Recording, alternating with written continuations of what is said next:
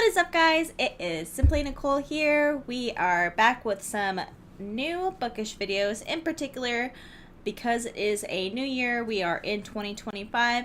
I wanted to go over the Goodreads winners of 2024, see what books we've read, what book sounds interesting, etc., etc. So without further ado, let's get on Goodreads website. So without further ado, here is our Goodreads website. Make sure, if you haven't already, since it is a new year, you set your reading goal. Mine happens to be, I think it's 165. Let me double check. Mine is only at 100. I don't know why I only did 100, but... So anyways, going back to the Goodreads Choice Awards 2024.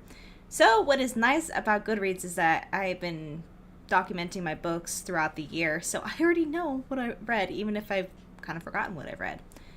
So just based off of the categories, fiction, the winner was The Wedding People by Alison Epoch.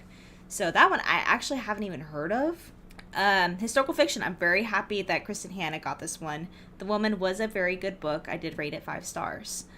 The God of the Woods for mystery and thriller. It would make sense that I haven't read this because I don't really read mystery and thriller all that much. It's not that I don't like it, it's not one of my favorite genres. Romance, very happy that it's Emily Henry, one of my favorite authors. Funny story, I have that one in hardback. It's a beautiful book, and guess what? It's a funny story. And then romantasy, it's Sarah J. Maas, House of the Flame and Shadow. I mean, I like romantasy. I don't love it. I don't really care for the Crescent City series. Go ahead and you guys can just beat me up in the comments, but I actually really like the Throne of Glass series and A Court of Silver Flames more than the Crescent City series. Okay, now going to fantasy, T.J. Klune, Somewhere Beyond the Sea. I have not read that one either. I don't really recognize it. Would I be willing to read it? I don't know. Depends on how long it is, because fantasies tend to be very long. Next is science fiction, The Ministry of Time. I do recognize this one. I have not read it. Might be one that I might want to read. Horror, Stephen King, You Like It Darker. And I do recognize this cover. I have never read any Stephen King's books, but I know that they are very, very good. And I'm not surprised that it won for horror.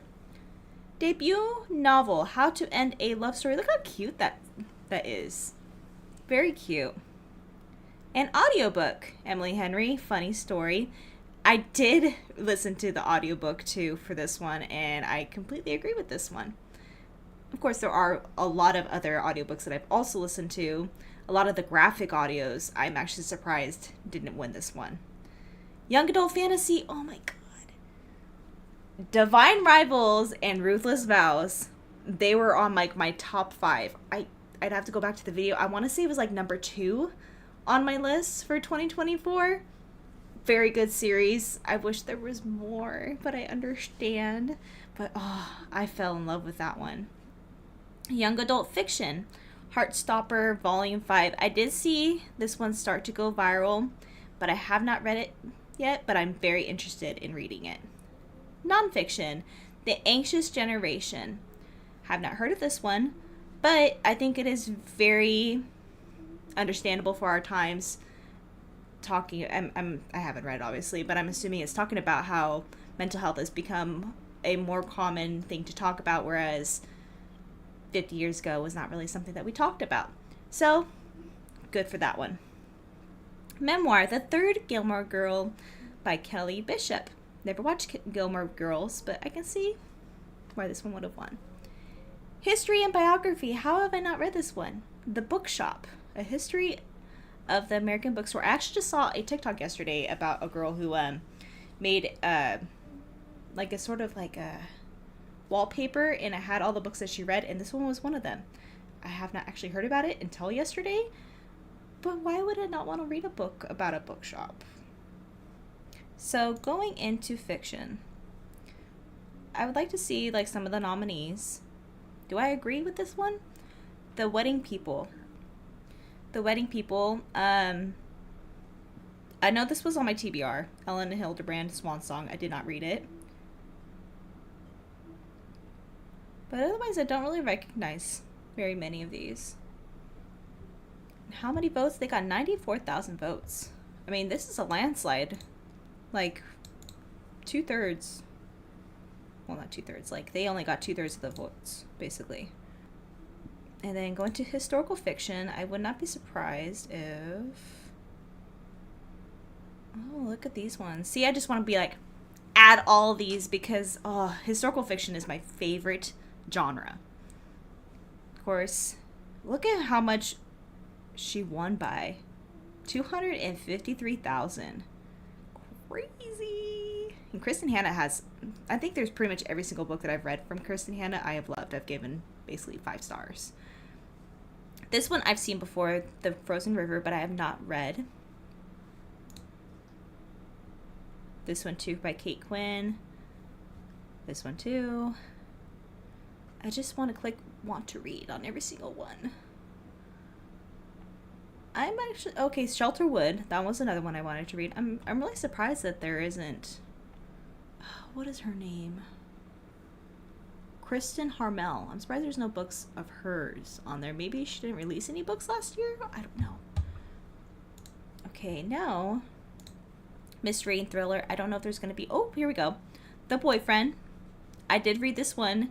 Not last year. I did read this at the beginning of this year. I read it right after the first. I'm really surprised that none of the Frida McFadden books won. Because she is a very popular author. Get out of the way. The Teacher I did read. That one was a very good one. That was my first Frida McFadden. No, that's not true. Is it? No, it's not. The Housemaid was my first one. This one was like my second or third one. And see, there's a couple that I recognize, like Lucy Foley, The Midnight Feast. Haven't read it yet. Home is Where the Bodies Are by Geneva Rose.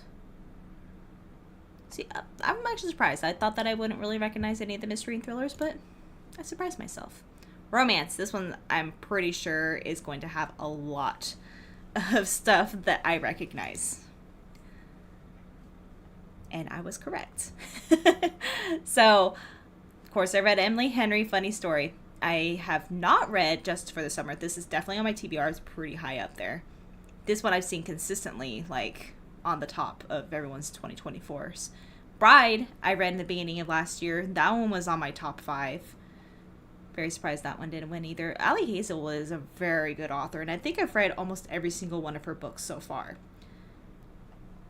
I mean, I'm a sucker for the nerdy romance.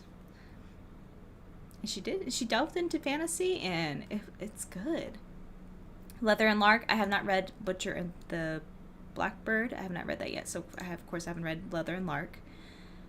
Wild Love, I have read I started Elsie Silver's other series. I want to say it's like Reckless or something like that. I have not finished it. Wild Love, I did hear that was very good. Anna Huang, again, people are probably going to butcher me in the comments, but I did start the King of Greed or something like that. I didn't really care for it. I felt like it was just kind of generic to me. Play Along, I recognize. This one, I did read The Pumpkin Spice Cafe. I have not read it yet. I mean, I have not read this one yet, though. And I really want to read it. I think I actually have the Audible for it. That I just haven't gotten it yet. Paradise Problem, I read. That one was very good. Daydream, read. Very good. Same with Wildfire. Icebreaker. This Summer Will Be Different. That one I do recognize. The rom-commers. Pretty much every single one of these I recognize. Swift and Saddled. I have not read yet, but I have read Done and Dusted. Not in Love. Of course, this is one of the new ones of Ali Hazelwood that I have not read. That was towards the beginning of my hiatus. Stepping into fantasy, romantasy. We've got House of the Flame and Shadow, of course, 1. Apprentice to the Villain. I've heard of that one. Quicksilver, heard of that one. I actually have a Fate Inked in Blood. I have it as a hardback. Looks really cute. But I haven't read it yet, of course. A lot of these look so good, honestly. Um, Blood and Ash, that one I recognize. Zodiac Academy, of course, those are all my TBR. But yeah, a lot of these look really good. One that I am actually surprised that is not on here is Iron Flame. Is not on there. And I feel like that one would have been very neck and neck with House of Flame and Shadow. Going over to fantasy, Somewhere Beyond the Sea 1. Kind of sounds like a Disney book, but no, it's not. I don't really recognize any of these. Five Broken Blades I recognize because I made a video about it.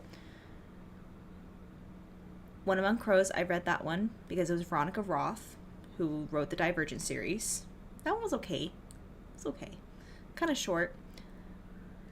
But I don't recognize any of these ones. Science fiction. Ministry of Time. And I've got to say, I don't really recognize any of these. I don't really delve into science fiction that much. Horror. Stephen King. My Darling Dreadful Thing, I recognize that one. And I have not read any of these. Debut novels. How to End a Love Story. That one I do recognize. Mystery of Time was also on there. A dual nominee. Must be a really good book if it got dual nominees. Truth According to Ember. That one looks good and I do recognize. I don't recognize any of the other ones. Debut novels. I am surprised that Millie Bobby Brown's book wasn't on there. 19 Steps. That one might have gotten pretty good votes. That was a very good one. Audiobooks. My specialty. Funny Story is on there. The Women. Did I listen to the audio? I might have listened to the audio. I don't remember it being significant though. Emily Henry and Abby Jimenez tend to have dual people readers, and that makes it so much better. So I can see why they were among the top 3.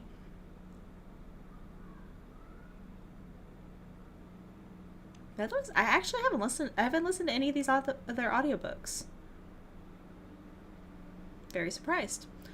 Young adult fantasy. Ruthless Vows 1. I have.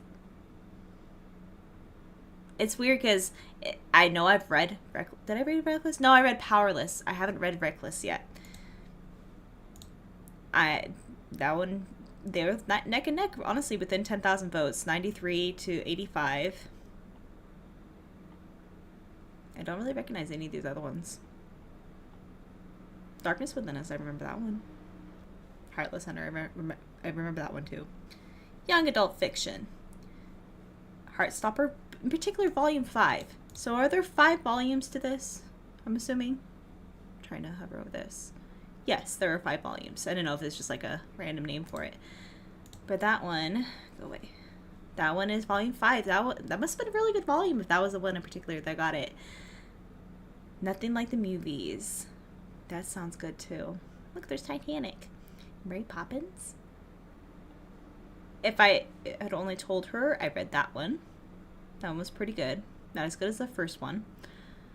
Betting on You, I recognize. 1,000 Broken Pieces. I recognize that one. I have not read the series yet. Wood and Art Are Not in Love. I also recognize that. Dungeons and Drama was a nominee. Why didn't it? I mean, okay. If I had to choose between Dungeons and Drama and Ruthless Vows, of course, I would pick Ruthless Vows. But Dungeons and Drama should be like number 2 because that's such a good one. And I found out that they've got Dating and Dragons or Dungeons and Dating or something like that. I heard that just came out and I really want to read it. Anyways, hope this doesn't find you. I recognize that one. Definitely like, this is just young adult fiction. Young adult fiction is very much like modern fantasy in a way now, which is awesome. I love it because it's easier for me to understand, because a lot of times with fantasy and science fiction, I have a hard time understanding because I can't really put the world in my mind. I have to have something that's more of like reality to me. Or there's already a movie about it, so I can actually see how it looks. Nonfiction. The Anxious Generation one. It's Not Hysteria, The Message.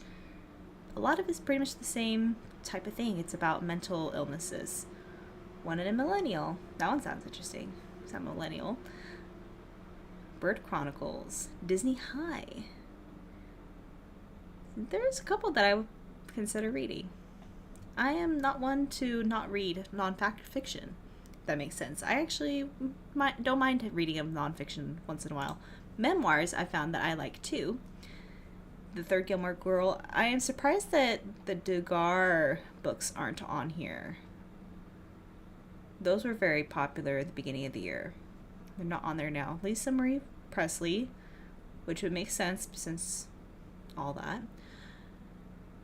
Sociopath. Yeah. Well-trained wife. See, these are all looking very interesting. History and biography. The Bookshop. I'm guessing that history and biography is the nonfiction side of history. The Small and the Mighty, Marie Curie, the Kennedys and the woman they destroyed. What? There's Jackie Kennedy, Marilyn Monroe. Don't recognize those eyes. I'm sure I would if I saw the picture.